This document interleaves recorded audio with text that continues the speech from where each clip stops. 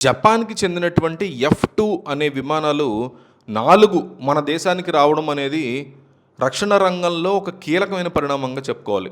సాధారణంగా ఎట్లుంటదంటే, రెండో ప్రపంచ యుద్ధం తర్వాత జపాన్ ఎప్పుడు గూడా తన సైనిక శక్తిని పెద్దగా బయటికి చూపించడానికి ఇష్టపడేది కాదు జపాన్. ఓ రకంగా చెప్పాలంటే ఆ దేశం పీస్‌ని ఎంచుకుంది, శాంతియుత మార్గాన్ని. కానీ ఇప్పుడు పరిస్థితి కంప్లీట్‌గా మారిపోయిన పరిస్థితి ఉంది జపాన్‌లో.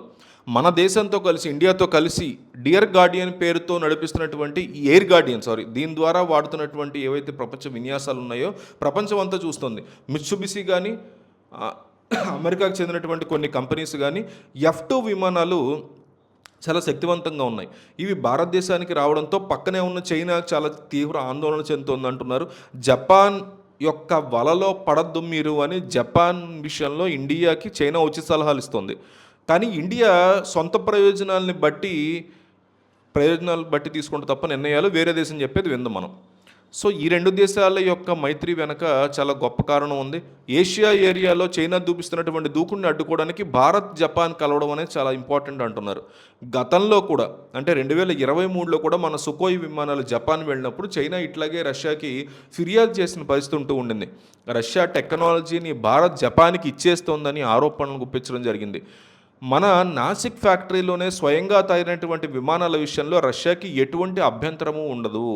మరోవైపు అమెరికా మీద మాత్రమే ఆధారపడితే సరిపోదు అని జపాన్ కూడా చాలా క్లియర్ కట్గా తెలుసుకున్న పరిస్థితి. రేపొద్దున తైవాన్ మీద లేదా తమ ఆధీనంలో ఉన్నటువంటి దీవుల మీద చైనా కనుక దాడి చేసింది అనుకోండి, తమను తాము కాపాడుకోవడానికి మేము సిద్ధంగా ఉండాలిగా, అది జపాన్ ఆలోచిస్తోంది. అందుకే భారత్ లాంటి పెద్ద శక్తివంతమైనటువంటి దేశంతో కలిసి ఆయుధాల తయారీకి జపాన్ సిద్ధమవుతోంది. ప్రస్తుతం ఇండియా ప్రపంచంలోనే ఒక పెద్ద రక్షణ తయారీ కేంద్రంగా మారుతుంది ఇండియా. ఇజ్రాయెల్ ఇప్పటికే మనతో కలిసి అనేక రకాల ఆయుధాలను ఇక్కడే తయారు చేసి వేరే దేశాలకు ఎగుమతి చేస్తుంది. ఇజ్రాయెల్ ఆల్రెడీ జరుగుతుంది ఇక్కడ.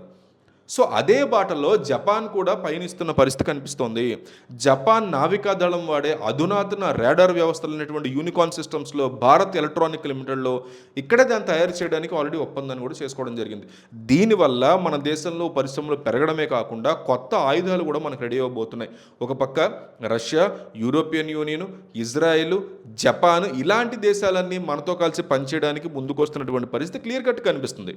క్వాడ్ కూటంలో ఉన్న భారత్, జపాన్, ఆస్ట్రేలియా కలిసి గట్టుగా కనుక ఉంటే చైనా ప్రాంతీయంగా చేసే పరిస్థితి ఏమి ఉండదు వాళ్ళకి.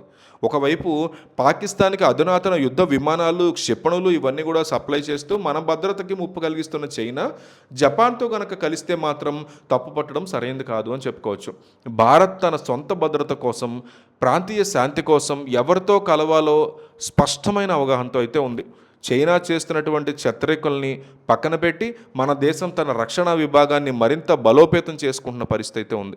సో జపాన్తో ఏర్పడినటువంటి ఈ వైమానిక బంధం గురించి మీరేమనుకుంటున్నారో కామెంట్ చేయండి.